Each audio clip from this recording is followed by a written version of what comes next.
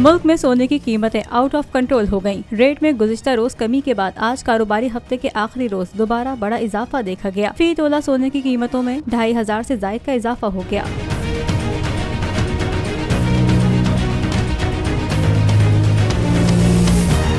और Pakistan James and jewellers association के मुताबिक आज मार्केट में 24 कैरेट के 1 तोला सोने की कीमत में 2800 रुपए का इजाफा हुआ, जिसके बाद फी तोला की नई कीमत 1,96,000 रुपए तक पहुँच गयी।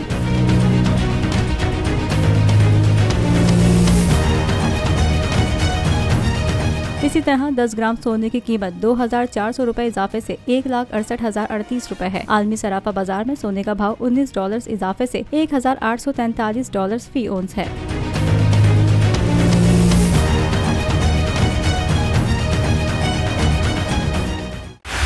बोल उड़ाएगा सबका होश, भूल जाएंगे सब अपना जोश।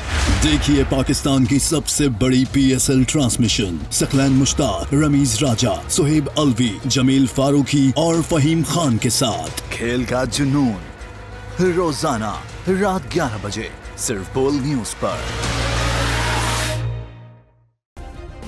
सब्सक्राइब करें और बेल दबाएं ताकि कोई खबर रह न जाए।